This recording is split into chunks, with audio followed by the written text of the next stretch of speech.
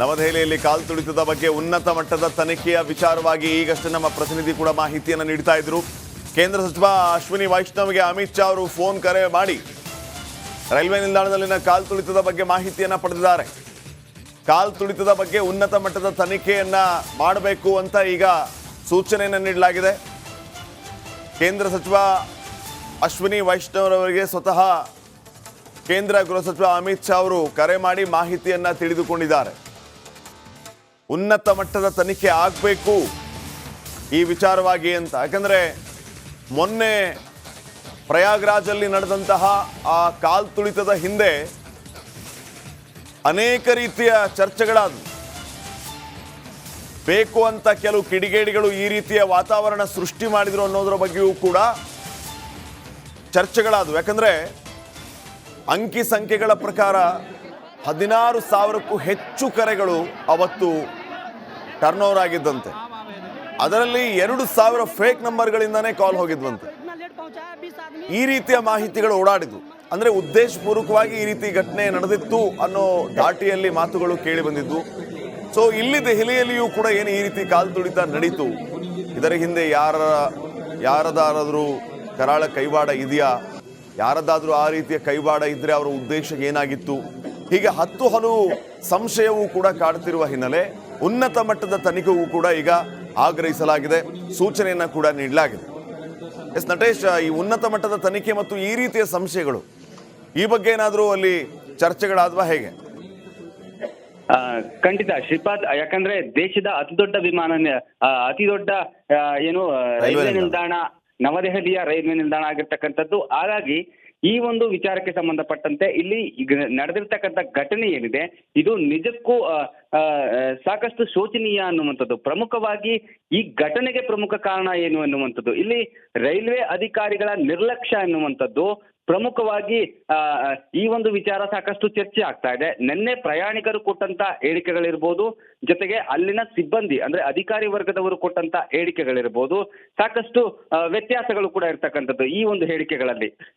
ಯಾಕಂದ್ರೆ ಪ್ಲಾಟ್ಫಾರ್ಮ್ ಏನಿದೆ, ಪ್ಲಾಟ್ಫಾರ್ಮ್ 14 ಹಾಗೂ 15ರಲ್ಲಿ ಈ ಒಂದು ಘಟನೆ ನಡೆದಿರ್ತಕ್ಕಂಥದ್ದು. ಅಂದ್ರೆ 2 ಟ್ರೈನ್ಗಳನ್ನ ಎಕ್ಸ್ಟ್ರಾ ಬಿಟ್ಟಿರ್ತಾರೆ. ಆ ಸಂದರ್ಭದಲ್ಲಿ ಪಾಪ್ಯುಲೇಷನ್ ಏನಿದೆ ಅಂದ್ರೆ ಪ್ರಯಾಣಿಕರ ಸಂಖ್ಯೆ ಹೆಚ್ಚಾದಂತಹ ಸಂದರ್ಭದಲ್ಲಿ ಈ ಒಂದು ಘಟನೆ ನಡೆದಿದೆ ಎನ್ನುವಂಥದ್ದು. ಆದ್ರೆ 12, 13, 14 ಹಾಗೂ 15 ಈ ಪ್ಲಾಟ್ಫಾರ್ಮ್ಗಳಲ್ಲೂ ಕೂಡ ಘಟನೆ ನಡೆದಿದೆ ಎನ್ನುವಂಥದ್ದು. ಅಂದ್ರೆ 2 ಪ್ಲಾಟ್ಫಾರ್ಮ್ಗಳ ಹೆಸರುಗಳನ್ನ ಅಷ್ಟೇ ಹೇಳ್ತಾ ಇರ್ತಕ್ಕಂಥ ಅಧಿಕಾರಿಗಳು, ಆದ್ರೆ ಅಲ್ಲಿರ್ತಕ್ಕಂಥ ಪ್ರಯಾಣಿಕರು ಹೇಳ್ತಾ ಇರ್ತಕ್ಕಂಥದ್ದು ಈ 4 ಪ್ಲಾಟ್ಫಾರ್ಮ್ಗಳಲ್ಲಿ ಈ ರೀತಿಯಾದಂತಹ ಘಟನೆ ನಡೆಯಿತು. ಅಲ್ಲಿ ಒಂದು ಕಡೆಯಿಂದ ಮತ್ತೊಂದು ಕಡೆಗೆ ಹೋಗ್ಲಿಕ್ಕೆ ಸಾಕಷ್ಟು ಕಷ್ಟ ಆಯಿತು. ಆ ಸಂದರ್ಭದಲ್ಲಿ ಉಸಿರುಗಟ್ಟಿ ಈ ಒಂದು ಘಟನೆ ನಡೆದಿದೆ ಎನ್ನುವಂತ ಹೇಳಿಕೆಗಳನ್ನ ಸ್ವತಃ ಅಲ್ಲಿದ್ದ ಪ್ರಯಾಣಿಕರೇ ಕೊಟ್ಟಿರ್ತಕ್ಕಂಥದ್ದು. ಹಾಗಾಗಿ ಈ ಒಂದು ರೈಲ್ವೆ ಇಲಾಖೆಯಲ್ಲಿ ಸಾಕಷ್ಟು ನಿಯಮಾವಳಿಗಳಿರುತ್ತೆ. ಆ ನಿಯಮಾವಳಿಗಳನ್ನ ಸರಿಯಾದ ರೀತಿ ಪಾಲನೆ ಮಾಡದೇ ಇರ್ತಕ್ಕಂಥದ್ದು ಕೂಡ ಈ ಒಂದು ಘಟನೆಗೆ ಪ್ರಮುಖ ಕಾರಣ ಅಂತ ಹೇಳಲಾಗ್ತಾ ಇದೆ.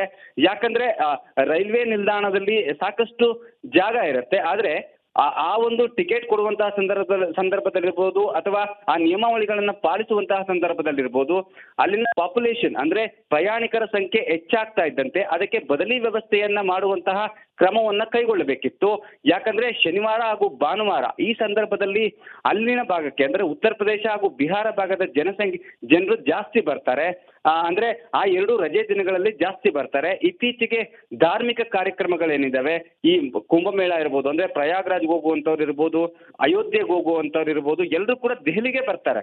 ಯಾಕಂದ್ರೆ ದೆಹಲಿಯಿಂದ ನೇರವಾಗಿ ನಾವು ಆ ಒಂದು ಸ್ಥಳಗಳಿಗೆ ಹೋಗಬಹುದು ಎನ್ನುವಂತಹ ನಿಟ್ಟಿನಲ್ಲಿ, ಅಂದ್ರೆ ಪ್ರತ್ಯೇಕ ಸ್ಥಳಗಳಿಂದ ನೇರವಾಗಿ ಪ್ರಯಾಗ್ರಾಜ್ ಇರ್ಬೋದು, ಅಯೋಧ್ಯೆಗೆ ಹೋಗೋದಕ್ಕೆ ಸಾಕಷ್ಟು ಕಷ್ಟ ಆಗುತ್ತೆ. ಹಾಗೆ ದೆಹಲಿಗೆ ಬಂದ್ರೆ ದೆಹಲಿಯಿಂದ ನೇರವಾಗಿ ಹೋಗ್ಬೋದು ಎನ್ನುವಂತಹ ನಿಟ್ಟಿನಲ್ಲಿ ಬೇರೆ ಬೇರೆ ರಾಜ್ಯಗಳಿಂದ ದೆಹಲಿಗೆ ಜನರು ಬರ್ತಾರೆ. ಹಾಗಾಗಿ ಈ ಒಂದು ನಿಟ್ಟಿನಲ್ಲಿ ಸರಿಯಾದ ರೀತಿಯಾದಂತಹ ವ್ಯವಸ್ಥಿತವಾದ ಕ್ರಮವನ್ನ ಕೈಗೊಂಡಿದ್ರೆ ಈ ರೀತಿಯಾದ ಘಟನೆಗಳು ನಡೀತಿರ್ಲಿಲ್ಲ ಅನ್ನುವಂಥದ್ದು ಕೂಡ ಅಲ್ಲಿನ ಪ್ರಯಾಣಿಕರ ಆರೋಪ ಆಗಿರ್ತಕ್ಕಂಥದ್ದು. ಇನ್ನು ಸಾವನ್ನಪ್ಪಿರುವವರ ವಿಚಾರಕ್ಕೆ ಬಂದರೆ 15ಕ್ಕೂ ಹೆಚ್ಚು ಮಂದಿ ಸಾವನ್ನಪ್ಪಿದ್ದು ಅವರನ್ನ ಸ್ಥಳೀಯ RML ಆಸ್ಪತ್ರೆ ಇರ್ಬೋದು, ಹಾಗೆ ಸ್ಥಳೀಯ ಆಸ್ಪತ್ರೆಗಳಿಗೆ ದಾಖಲು ಮಾಡಿದ್ರು. ಅಲ್ಲಿ 15ಕ್ಕೂ ಹೆಚ್ಚು ಮಂದಿ ಮೃತಪಟ್ಟಿದ್ದಾರೆ, 30ಕ್ಕೂ ಹೆಚ್ಚು ಮಂದಿ ಸಾವನ್ನಪ್ಪಿದ್ದು ಈಗಾಗಲೇ ಅವರ ಕುಟುಂಬಸ್ಥರಿಗೂ ಕೂಡ ಈ ಬಗ್ಗೆ ಮಾಹಿತಿಯನ್ನ ಇಲ್ಲಿನ ಅಧಿಕಾರಿಗಳು ತಿಳಿಸಿರುವಂತದ್ದು. ಅಂದ್ರೆ ಬೇರೆ ಬೇರೆ ರಾಜ್ಯಗಳಿಂದ ಬಂದಂತ ಜನರು ಕೂಡ ಸಾವನ್ನಪ್ಪಿದ್ದಾರೆ ಎನ್ನುವಂಥದ್ದು. ಪ್ರಮುಖವಾಗಿ ಮಹಿಳೆಯರೇ ಅತಿ ಹೆಚ್ಚಾಗಿ ಸಾವನ್ನಪ್ಪಿದ್ದಾರೆ, ಹಾಗೇನೆ ಮಕ್ಕಳು ಕೂಡ ಸಾವನ್ನಪ್ಪಿದ್ದಾರೆ, ಹಾಗೇನೆ ಪುರುಷರು ಕೂಡ ಸಾವನ್ನಪ್ಪಿರುವಂತದ್ದು. ನಿಜಕ್ಕೂ ಈ ಒಂದು ಘಟನೆಗೆ ಸಂಬಂಧಪಟ್ಟಂತೆ ಪ್ರಧಾನಿ ನರೇಂದ್ರ ಮೋದಿ ಅವರು ಕೂಡ ಸಂತಾಪವನ್ನು ಸೂಚಿಸಿದ್ದಾರೆ. ಇದೆಲ್ಲದರ ಜೊತೆಗೇನು ಕೇಂದ್ರ ಸಚಿವರುಗಳು ಕೂಡ ಈ ರೀತಿಯಾದಂತಹ ಘಟನೆಗಳು ನಡೀಬಾರದು ಎನ್ನುವಂತಹ ರೀತಿಯಲ್ಲಿ ಅಧಿಕಾರಿಗಳಿಗೆ ಅಂದ್ರೆ ಈ ಒಂದು ಪ್ರಕರಣಕ್ಕೆ ಸಂಬಂಧಪಟ್ಟಂತೆ ತನಿಖೆಗೂ ಕೂಡ ಆದೇಶವನ್ನ ಮಾಡಿರ್ತಕ್ಕಂಥದ್ದು. ಒಟ್ಟಾರೆ ಹೇಳೋದಾದ್ರೆ ಈ ಒಂದು ಪ್ರಕರಣ ಏನಿದೆ ಇದು ನಿಜಕ್ಕೂ ಏನು ಈ ರೀತಿಯಾದಂತಹ ಘಟನೆಗಳು ಮತ್ತೆ ಮರುಕಳಿಸಬಾರದು ಎನ್ನುವಂತಹ ಮಾತನ್ನ ಕೂಡ ಹೇಳಿರುವಂತದ್ದು. ಇದರ ಬಗ್ಗೆ ತನಿಖೆ ಆಗಬೇಕು ಅನ್ನುವಂತಹ ನಿಟ್ಟಿನಲ್ಲಿ ಒತ್ತಾಯವನ್ನ ಕೂಡ ಮಾಡಿರ್ತಕ್ಕಂಥದ್ದು. Shripad. Okay, thank you Natesh ಮಾಹಿತಿಗೆ.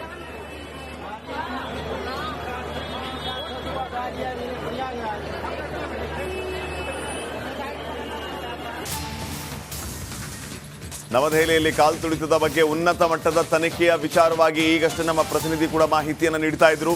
ಕೇಂದ್ರ ಸಚಿವ ಅಶ್ವಿನಿ ವೈಷ್ಣವ್ಗೆ ಅಮಿತ್ ಶಾ ಅವರು ಫೋನ್ ಕರೆ ಮಾಡಿ ರೈಲ್ವೆ ನಿಲ್ದಾಣದಲ್ಲಿನ ಕಾಲ್ತುಳಿತದ ಬಗ್ಗೆ ಮಾಹಿತಿಯನ್ನು ಪಡೆದಿದ್ದಾರೆ. ಕಾಲ್ತುಳಿತದ ಬಗ್ಗೆ ಉನ್ನತ ಮಟ್ಟದ ತನಿಖೆಯನ್ನ ಮಾಡಬೇಕು ಅಂತ ಈಗ ಸೂಚನೆಯನ್ನು ನೀಡಲಾಗಿದೆ. ಕೇಂದ್ರ ಸಚಿವ ಅಶ್ವಿನಿ ವೈಷ್ಣವ್ರವರಿಗೆ ಸ್ವತಃ ಕೇಂದ್ರ ಗೃಹ ಸಚಿವ ಅಮಿತ್ ಶಾ ಅವರು ಕರೆ ಮಾಡಿ ಮಾಹಿತಿಯನ್ನ ತಿಳಿದುಕೊಂಡಿದ್ದಾರೆ. ಉನ್ನತ ಮಟ್ಟದ ತನಿಖೆ ಆಗಬೇಕು ಈ ವಿಚಾರವಾಗಿ ಅಂತ. ಯಾಕಂದ್ರೆ ಮೊನ್ನೆ ಪ್ರಯಾಗ್ರಾಜಲ್ಲಿ ನಡೆದಂತಹ ಆ ಕಾಲ್ತುಳಿತದ ಹಿಂದೆ ಅನೇಕ ರೀತಿಯ ಚರ್ಚೆಗಳಾದವು. ಬೇಕು ಅಂತ ಕೆಲವು ಕಿಡಿಗೇಡಿಗಳು ಈ ರೀತಿಯ ವಾತಾವರಣ ಸೃಷ್ಟಿ ಮಾಡಿದ್ರು ಅನ್ನೋದರ ಬಗ್ಗೆಯೂ ಕೂಡ ಚರ್ಚೆಗಳಾದವು. ಯಾಕಂದ್ರೆ ಅಂಕಿ ಸಂಖ್ಯೆಗಳ ಪ್ರಕಾರ 16,000ಕ್ಕೂ ಹೆಚ್ಚು ಕರೆಗಳು ಅವತ್ತು ಟರ್ನ್ ಓವರ್ ಆಗಿದ್ದಂತೆ. ಅದರಲ್ಲಿ 2,000 ಫೇಕ್ ನಂಬರ್ಗಳಿಂದಾನೇ ಕಾಲ್ ಹೋಗಿದ್ವಂತೆ. ಈ ರೀತಿಯ ಮಾಹಿತಿಗಳು ಓಡಾಡಿದ್ವು. ಅಂದ್ರೆ ಉದ್ದೇಶಪೂರ್ವಕವಾಗಿ ಈ ರೀತಿ ಘಟನೆ ನಡೆದಿತ್ತು ಅನ್ನೋ ದಾಟಿಯಲ್ಲಿ ಮಾತುಗಳು ಕೇಳಿ ಬಂದಿದ್ವು. ಸೊ ಇಲ್ಲಿ ದೆಹಲಿಯಲ್ಲಿಯೂ ಕೂಡ ಏನು ಈ ರೀತಿ ಕಾಲ್ತುಳಿತ ನಡೀತು, ಇದರ ಹಿಂದೆ ಯಾರದಾದ್ರೂ ಕರಾಳ ಕೈವಾಡ ಇದೆಯಾ, ಯಾರದಾದ್ರೂ ಆ ರೀತಿಯ ಕೈವಾಡ ಇದ್ರೆ ಅವರ ಉದ್ದೇಶ ಏನಾಗಿತ್ತು, ಹೀಗೆ ಹಲವು ಸಂಶಯವೂ ಕೂಡ ಕಾಡ್ತಿರುವ ಹಿನ್ನೆಲೆ ಉನ್ನತ ಮಟ್ಟದ ತನಿಖೆಗೂ ಕೂಡ ಈಗ ಆಗ್ರಹಿಸಲಾಗಿದೆ, ಸೂಚನೆಯನ್ನ ಕೂಡ ನೀಡಲಾಗಿದೆ. ಎಸ್ ನಟೇಶ್, ಈ ಉನ್ನತ ಮಟ್ಟದ ತನಿಖೆ ಮತ್ತು ಈ ರೀತಿಯ ಸಂಶಯಗಳು ಈ ಬಗ್ಗೆ ಏನಾದರೂ ಅಲ್ಲಿ ಚರ್ಚೆಗಳಾದ್ವಾ ಹೇಗೆ? ಖಂಡಿತ ಶ್ರೀಪಾದ್, ಯಾಕಂದ್ರೆ ದೇಶದ ಅತಿದೊಡ್ಡ ರೈಲ್ವೆ ನಿಲ್ದಾಣ ನವದೆಹಲಿಯ ರೈಲ್ವೆ ನಿಲ್ದಾಣ ಆಗಿರ್ತಕ್ಕಂಥದ್ದು. ಹಾಗಾಗಿ ಈ ಒಂದು ವಿಚಾರಕ್ಕೆ ಸಂಬಂಧಪಟ್ಟಂತೆ ಇಲ್ಲಿ ನಡೆದಿರ್ತಕ್ಕಂಥ ಘಟನೆ ಏನಿದೆ ಇದು ನಿಜಕ್ಕೂ ಸಾಕಷ್ಟು ಶೋಚನೀಯ ಅನ್ನುವಂಥದ್ದು. ಪ್ರಮುಖವಾಗಿ ಈ ಘಟನೆಗೆ ಪ್ರಮುಖ ಕಾರಣ ಏನು ಅನ್ನುವಂಥದ್ದು, ಇಲ್ಲಿ ರೈಲ್ವೆ ಅಧಿಕಾರಿಗಳ ನಿರ್ಲಕ್ಷ್ಯ ಎನ್ನುವಂಥದ್ದು ಪ್ರಮುಖವಾಗಿ ಈ ಒಂದು ವಿಚಾರ ಸಾಕಷ್ಟು ಚರ್ಚೆ ಆಗ್ತಾ ಇದೆ. ನಿನ್ನೆ ಪ್ರಯಾಣಿಕರು ಕೊಟ್ಟಂತ ಹೇಳಿಕೆಗಳಿರ್ಬೋದು, ಜೊತೆಗೆ ಅಲ್ಲಿನ ಸಿಬ್ಬಂದಿ ಅಂದ್ರೆ ಅಧಿಕಾರಿ ವರ್ಗದವರು ಕೊಟ್ಟಂತ ಹೇಳಿಕೆಗಳಿರ್ಬೋದು, ಸಾಕಷ್ಟು ವ್ಯತ್ಯಾಸಗಳು ಕೂಡ ಇರ್ತಕ್ಕಂಥದ್ದು ಈ ಒಂದು ಹೇಳಿಕೆಗಳಲ್ಲಿ. ಯಾಕಂದ್ರೆ ಪ್ಲಾಟ್ಫಾರ್ಮ್ ಏನಿದೆ, ಪ್ಲಾಟ್ಫಾರ್ಮ್ 14 ಹಾಗೂ 15ರಲ್ಲಿ ಈ ಒಂದು ಘಟನೆ ನಡೆದಿರ್ತಕ್ಕಂಥದ್ದು. ಅಂದ್ರೆ 2 ಟ್ರೈನ್ಗಳನ್ನ ಎಕ್ಸ್ಟ್ರಾ ಬಿಟ್ಟಿರ್ತಾರೆ. ಆ ಸಂದರ್ಭದಲ್ಲಿ ಪಾಪ್ಯುಲೇಷನ್ ಏನಿದೆ ಅಂದ್ರೆ ಪ್ರಯಾಣಿಕರ ಸಂಖ್ಯೆ ಹೆಚ್ಚಾದಂತಹ ಸಂದರ್ಭದಲ್ಲಿ ಈ ಒಂದು ಘಟನೆ ನಡೆದಿದೆ ಎನ್ನುವಂಥದ್ದು. ಆದ್ರೆ 12, 13, 14 ಹಾಗೂ 15 ಈ ಪ್ಲಾಟ್ಫಾರ್ಮ್ಗಳಲ್ಲೂ ಕೂಡ ಘಟನೆ ನಡೆದಿದೆ ಎನ್ನುವಂಥದ್ದು. ಅಂದ್ರೆ 2 ಪ್ಲಾಟ್ಫಾರ್ಮ್ಗಳ ಹೆಸರುಗಳನ್ನ ಅಷ್ಟೇ ಹೇಳ್ತಾ ಇರ್ತಕ್ಕಂಥ ಅಧಿಕಾರಿಗಳು, ಆದ್ರೆ ಅಲ್ಲಿರ್ತಕ್ಕಂಥ ಪ್ರಯಾಣಿಕರು ಹೇಳ್ತಾ ಇರ್ತಕ್ಕಂಥದ್ದು ಈ 4 ಪ್ಲಾಟ್ಫಾರ್ಮ್ಗಳಲ್ಲಿ ಈ ರೀತಿಯಾದಂತಹ ಘಟನೆ ನಡೀತು. ಅಲ್ಲಿ ಒಂದು ಕಡೆಯಿಂದ ಮತ್ತೊಂದು ಕಡೆಗೆ ಹೋಗ್ಲಿಕ್ಕೆ ಸಾಕಷ್ಟು ಕಷ್ಟ ಆಯಿತು. ಆ ಸಂದರ್ಭದಲ್ಲಿ ಉಸಿರುಗಟ್ಟಿ ಈ ಒಂದು ಘಟನೆ ನಡೆದಿದೆ ಎನ್ನುವಂತಹ ಹೇಳಿಕೆಗಳನ್ನ ಸ್ವತಃ ಅಲ್ಲಿದ್ದ ಪ್ರಯಾಣಿಕರೇ ಕೊಟ್ಟಿರ್ತಕ್ಕಂಥದ್ದು. ಹಾಗಾಗಿ ಈ ಒಂದು ರೈಲ್ವೆ ಇಲಾಖೆಯಲ್ಲಿ ಸಾಕಷ್ಟು ನಿಯಮಾವಳಿಗಳಿರುತ್ತೆ. ಆ ನಿಯಮಾವಳಿಗಳನ್ನ ಸರಿಯಾದ ರೀತಿ ಪಾಲನೆ ಮಾಡದೇ ಇರತಕ್ಕಂಥದ್ದು ಕೂಡ ಈ ಒಂದು ಘಟನೆಗೆ ಪ್ರಮುಖ ಕಾರಣ ಅಂತ ಹೇಳಲಾಗ್ತಾ ಇದೆ.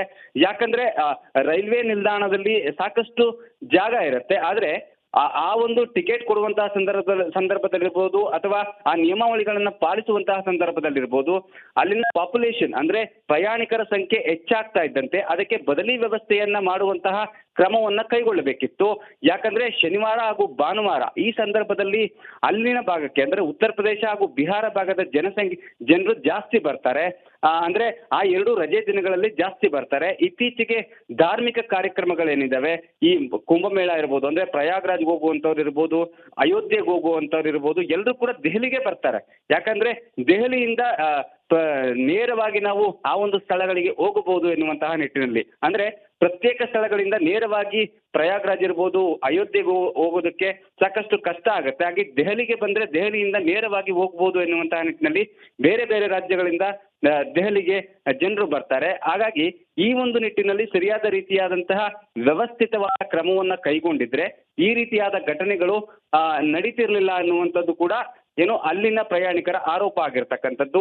ಇನ್ನು ಸಾವನ್ನಪ್ಪಿರುವವರ ವಿಚಾರಕ್ಕೆ ಬಂದರೆ 15ಕ್ಕೂ ಹೆಚ್ಚು ಮಂದಿ ಸಾವನ್ನಪ್ಪಿದ್ದು ಅವರನ್ನ ಸ್ಥಳೀಯ RML ಆಸ್ಪತ್ರೆ ಇರ್ಬೋದು, ಹಾಗೆ ಸ್ಥಳೀಯ ಆಸ್ಪತ್ರೆಗಳಿಗೆ ದಾಖಲು ಮಾಡಿದ್ರು. ಅಲ್ಲಿ 15ಕ್ಕೂ ಹೆಚ್ಚು ಮಂದಿ ಮೃತಪಟ್ಟಿದ್ದಾರೆ, 30ಕ್ಕೂ ಹೆಚ್ಚು ಮಂದಿ ಸಾವನ್ನಪ್ಪಿದ್ದು ಈಗಾಗಲೇ ಅವರ ಕುಟುಂಬಸ್ಥರಿಗೂ ಕೂಡ ಈ ಬಗ್ಗೆ ಮಾಹಿತಿಯನ್ನ ಇಲ್ಲಿನ ಅಧಿಕಾರಿಗಳು ತಿಳಿಸಿರುವಂತದ್ದು. ಅಂದ್ರೆ ಬೇರೆ ಬೇರೆ ರಾಜ್ಯಗಳಿಂದ ಬಂದಂತ ಜನರು ಕೂಡ ಸಾವನ್ನಪ್ಪಿದ್ದಾರೆ ಎನ್ನುವಂಥದ್ದು. ಪ್ರಮುಖವಾಗಿ ಮಹಿಳೆಯರೇ ಅತಿ ಹೆಚ್ಚಾಗಿ ಸಾವನ್ನಪ್ಪಿದ್ದಾರೆ, ಹಾಗೇನೆ ಮಕ್ಕಳು ಕೂಡ ಸಾವನ್ನಪ್ಪಿದ್ದಾರೆ, ಹಾಗೇನೆ ಪುರುಷರು ಕೂಡ ಸಾವನ್ನಪ್ಪಿರುವಂತದ್ದು. ನಿಜಕ್ಕೂ ಈ ಒಂದು ಘಟನೆಗೆ ಸಂಬಂಧಪಟ್ಟಂತೆ ಪ್ರಧಾನಿ ನರೇಂದ್ರ ಮೋದಿ ಅವರು ಕೂಡ ಸಂತಾಪವನ್ನು ಸೂಚಿಸಿದ್ದಾರೆ. ಇದೆಲ್ಲದರ ಜೊತೆಗೆ ಏನು ಕೇಂದ್ರ ಸಚಿವರುಗಳು ಕೂಡ ಈ ರೀತಿಯಾದಂತಹ ಘಟನೆಗಳು ನಡೀಬಾರದು ಎನ್ನುವಂತಹ ರೀತಿಯಲ್ಲಿ ಅಧಿಕಾರಿಗಳಿಗೆ ಅಂದ್ರೆ ಈ ಒಂದು ಪ್ರಕರಣಕ್ಕೆ ಸಂಬಂಧಪಟ್ಟಂತೆ ತನಿಖೆಗೂ ಕೂಡ ಆದೇಶವನ್ನ ಮಾಡಿರ್ತಕ್ಕಂಥದ್ದು. ಒಟ್ಟಾರೆ ಹೇಳೋದಾದ್ರೆ ಈ ಒಂದು ಪ್ರಕರಣ ಏನಿದೆ ಇದು ನಿಜಕ್ಕೂ ಈ ರೀತಿಯಾದಂತಹ ಘಟನೆಗಳು ಮತ್ತೆ ಮರುಕಳಿಸಬಾರದು ಎನ್ನುವಂತಹ ಮಾತನ್ನ ಕೂಡ ಹೇಳಿರುವಂತದ್ದು. ಇದರ ಬಗ್ಗೆ ತನಿಖೆ ಆಗಬೇಕು ಅನ್ನುವಂತಹ ನಿಟ್ಟಿನಲ್ಲಿ ಒತ್ತಾಯವನ್ನ ಕೂಡ ಮಾಡಿರ್ತಕ್ಕಂಥದ್ದು. Shripad. Okay, thank you Natesh ಮಾಹಿತಿಗೆ.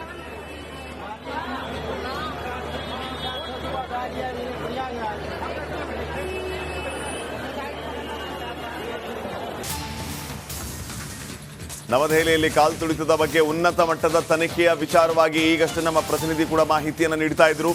ಕೇಂದ್ರ ಸಚಿವ ಅಶ್ವಿನಿ ವೈಷ್ಣವ್ಗೆ ಅಮಿತ್ ಶಾ ಅವರು ಫೋನ್ ಕರೆ ಮಾಡಿ ರೈಲ್ವೆ ನಿಲ್ದಾಣದಲ್ಲಿನ ಕಾಲ್ತುಳಿತದ ಬಗ್ಗೆ ಮಾಹಿತಿಯನ್ನ ಪಡೆದಿದ್ದಾರೆ. ಕಾಲ್ತುಳಿತದ ಬಗ್ಗೆ ಉನ್ನತ ಮಟ್ಟದ ತನಿಖೆಯನ್ನ ಮಾಡಬೇಕು ಅಂತ ಈಗ ಸೂಚನೆಯನ್ನು ನೀಡಲಾಗಿದೆ.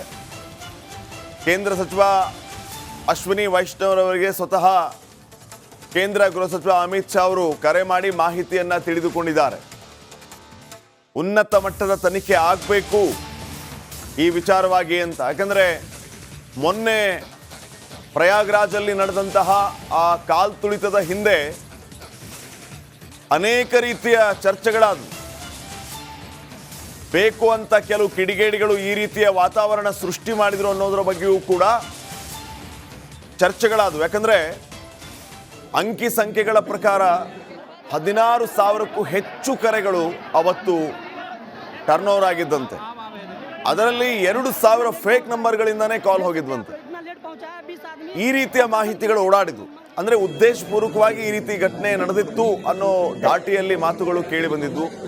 ಸೊ ಇಲ್ಲಿ ದೆಹಲಿಯಲ್ಲಿಯೂ ಕೂಡ ಏನು ಈ ರೀತಿ ಕಾಲ್ತುಳಿತ ನಡೀತು, ಇದರ ಹಿಂದೆ ಯಾರದಾದ್ರೂ ಕರಾಳ ಕೈವಾಡ ಇದೆಯಾ, ಯಾರದಾದ್ರೂ ಆ ರೀತಿಯ ಕೈವಾಡ ಇದ್ರೆ ಅವರ ಉದ್ದೇಶ ಏನಾಗಿತ್ತು, ಹೀಗೆ ಹಲವು ಸಂಶಯವೂ ಕೂಡ ಕಾಡ್ತಿರುವ ಹಿನ್ನೆಲೆ ಉನ್ನತ ಮಟ್ಟದ ತನಿಖೆಗೂ ಕೂಡ ಈಗ ಆಗ್ರಹಿಸಲಾಗಿದೆ, ಸೂಚನೆಯನ್ನ ಕೂಡ ನೀಡಲಾಗಿದೆ. ಎಸ್ ನಟೇಶ್, ಈ ಉನ್ನತ ಮಟ್ಟದ ತನಿಖೆ ಮತ್ತು ಈ ರೀತಿಯ ಸಂಶಯಗಳು ಈ ಬಗ್ಗೆ ಏನಾದರೂ ಅಲ್ಲಿ ಚರ್ಚೆಗಳಾದ್ವಾ ಹೇಗೆ?